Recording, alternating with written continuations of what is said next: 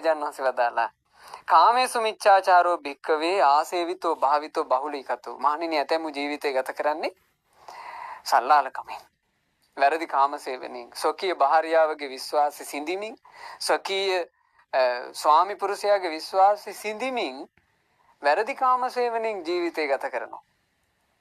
ඒ බඳු ඈයන්ට ඒකේ කටුක විපාක විඳවන්න වෙන්නේ නිරයේ, තිරිසන් ලෝකේ, പ്രേත ලෝකේ ඉපදිලා. ඉතින් ඒක විස්තර කරන්න කාලයක් නැහැ. ඉසිදාසී උත්තමාවිගේ කතාව අහන්න. ඉසිදාසී උත්තමාවි පුබ්බේ නිවාසානුස්සති ඥාණයෙන් අරහත්ත්වයට පත් වුණාට පස්සේ තමන්ගේ දිවි ගමන දැක්කා.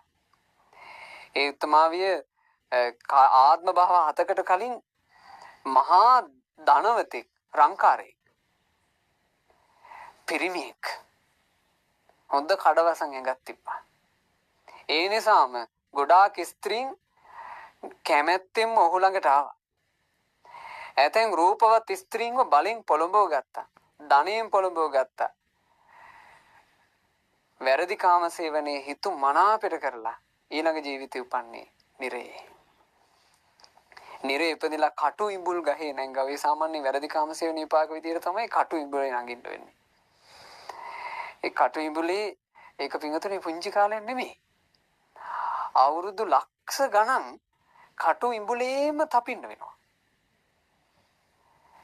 ඒක ඉතින් ඒකට කියව ගන්න දේවදූත සූත්‍රය, බාල පණ්ඩිත සූත්‍රය, ඒවා හොඳට කියව ගන්න. මම මේ කාල වේලාව තියෙන විදිහට තමයි ඔයාලට මේ කරුණ කියන්නේ. ඒ කටු ඉඹුලේ විඳවලා ආයේ එනකොට නිරයෙන් උඩට එනකොට ආවේ වැඳිරියකගේ බඩට පිරිමි වඳුරු පැටියෙක්. ඒ කියන්නේ වඳුරෙක්, පිරිමි කෙනෙක්.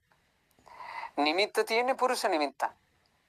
සාමාන්‍ය වඳුරෝ අතරේ එහෙම පිරිමියෙක් වෙලා උපදිනවා කියලා කියන්නේ ඉවරයි.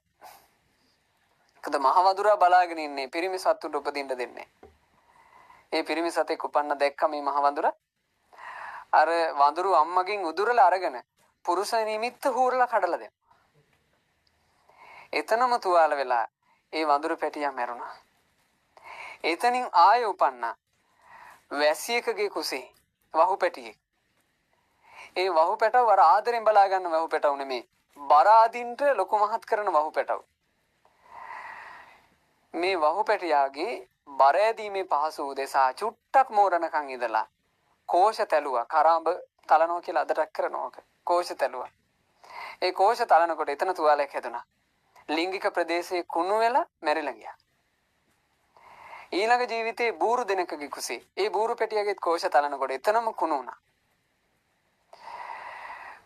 ඊළඟ ජීවිතේ උපදිනව මනුස්ස ජීවිතේ. හැබැයි ස්ත්‍රියවකුත් නෙමෙයි, පුරුෂයෙකුත් නෙමෙයි. සමාජයෙන් නිඳා ලබන චරිතයක් වෙලා අවුරුදු 30ක් ජීවත් වුණා, මැරිලා ගියා. බුදු කෙනෙකුගේ බණ පදවල තියෙන ආශ්චර්යය මේක. දැන් මේ බණ කියන්නේ හිත රිදවන්න නෙමෙයි. අද වුණත් යම් මේ ජන සමාජය තුළ ඉපදිලා ඉන්නවනේ ස්ත්‍රී පුරුෂ නොවන අයනේ. එයාලා කොච්චර වුණත් එයාලා සමාජලාට උත්සාහ කරනවා එයාලට සමාජයක් හදාගන්න. හැබැයි නිന്ദා, ගැරහිලි, අපහාස, අවමාන මැද මම මේ බණපද වලට කියන්නේ ඒ බඳු අයයන්ට නිന്ദා පහස කරන්න කියලා නෙමෙයි. අපි එයාලට අනුකම්පා දක්වන්න ඕන. අපි හැම මිනිසෙකුටම අපි අනුකම්පා දක්වන්න ඕන නේ. හැබැයි එයාලා නිന്ദා ලබන ජීවිත ලබන්නේ එයාලගේම කර්ම දෝෂ නිසා. ඒ බඳු කෙනෙකුට බුදුරජාන් වහන්සේගේ බණපදේ ගැන විශ්වාසය ඇති කරගන්න පුළුවන් වුණොත් එහෙම මේ ජීවිතේ කර්මෙන් ගුටි කකා හිටියට එයාට පුළුවන් මේ ජීවිතය ඇතුලේ මේක අනිත් පැත්ත හරවන්න. පින්වතුනි, වැරදි කාම සේවනයෙන් වැළකීම කියන එක පුරුදු කරන්න. සාමාන්‍යයෙන් පුරපෝය දවසට බ්‍රහ්මචාරී සීලය සමාදන් වෙලා පින්වතුන්ලා උපෝසත අෂ්ටාංග සීලය ආරක්ෂා කරන්න. දෙන්න දෙමහල්ලෝ කලින් කලට තමන්ගේ ගෙවල් වල අපි දවස් කීපයක් බඹසර ඉමු කියලා එකඟතාවයකට ඇවිල්ලා බඹසර සීල් සමාදන් වෙලා ඉන්න. ඒක ඔයාලට එකිනෙකා ගැන විශ්වාසයට උදව්වා. ඊළඟට තමන්ගේ මේ මනසේ සංසිඳීමට උදව්වා. පින් වැඩෙන්න උදව්වා. ඉතින් ශ්‍රාවක ශ්‍රාවිකාව විදිහට ජීවිතේ ගොඩාක් ලස්සනට හදාගන්න පුළුවන්. වැරදි කාම සේවනයෙන් වැළකුණොත් අපිට අර කලින් ජීවිතයක ප්‍රශ්න අරන් ඇවිල්ලා තිබ්බත් මේ ජීවිතය ඇතුලේ ඕක එහෙ මෙහෙ කරගන්න පුළුවන්. වැරදි කාම සේවනයේ විපාක විදිහට මොකක්ද දෙනව ඇත්තේ සැහැල්ලුම. සබ්බ ලහුසෝ කාමේසු මිච්ඡාචාරස්ස විපාකෝ. වැරදි කාම සේවනයේ කරපු කෙනාට සැමට සැහැල්ලු ලෙස ලැබෙන විපාකය මනුස්ස භූතස්ස වේර සපත්ත සංවත්තනිකෝ හෝති. මනුස්ස ජීවිතය ඇතුලේ හරියට සතුරු වැඩි, වෛරක්කාරයෝ වැඩි. මේ වැරදි කාම සේවනයේ විපාකය. ඇයි ඒක එහෙම වෙන්නේ කියලා හිතුවොත් නිකන් අපිට හිතා ගන්න පුළුවන්. තමන්ව ගොඩාක් විශ්වාස කරන කෙනාගේ විශ්වාසය කඩනවා. ඒක තමයි කර්මයට හේතුව. තමන්ව ගොඩාක් විශ්වාස කරන කෙනෙක් නේද බිරිඳ ස්වාමියා විදියට එකතු වෙන්නේ. ගොඩාක් විශ්වාස කරන කෙනාගේ විශ්වාසයට කොලේ වහන. ඒ නිසා ඉතින් හදාගන්න ජීවිතේ. අද අපි මේ වර්තමානික ලෝකේ බණක් කියලා මෙහෙම යම් කුසලයක් තුල සමාදන් කරන්නට පසුබිමක් හැදිලා තිබ්බට මට හිතෙනවා සමහරට අනාගතේ මේක නැති වෙයි කියලා. වැඩි අනාගතයක් මේක නැති වෙයි. මිනිසුන්ගේ කෙලෙස් බහුලයි.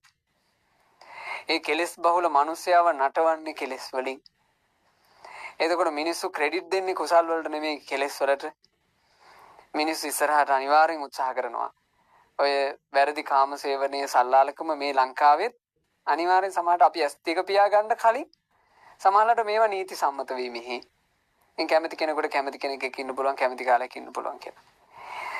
මේ මෑතක ඉන්දියාවට ආවා නීතියක්ම අවුරුදු 5ක් වගේ මට මතක විදිහට බඩට අවුරුදු 5යි නම් ඒ අවුරුදු 5 ඇතුලේ දරුවා නසන්න පුළුවන්. අවුරුදු 5න් පස්සේ තමයි දරුවෝ නසන්න බැරි. ඉතින් ඉන්දියාවට බෝ වුණා කියන්නේ ඕක ලංකාවට බෝ වෙනවා. අවම වෙන්නේ නැන්ද ඉස්සරහට. ඉතින් අපි ඉදිරියේදී සමහරට ධර්මය අවලංගු කාසියක් කියලා බැහැර කරයි අපි. මේක තේරුම්න්නේ. දැන් පිටරටවල ඔහොම නෙමෙයි. අපි මේ නිකන් අපි මේ ගෝත්‍රික වගේ අපි මෙහෙම ඉන්න ඕනේ නැහැ කිය මේ ධර්මයේ බැහැර කරයි. ධර්මයේ බැහැර කරා කියලා අපිට පුළුවන් ද පින්වතුනේ කර්මයේ බැහැර කරන්න? අපේ කර්ම ටික අපිටම විපාක විදිහට කරකැවෙනවා.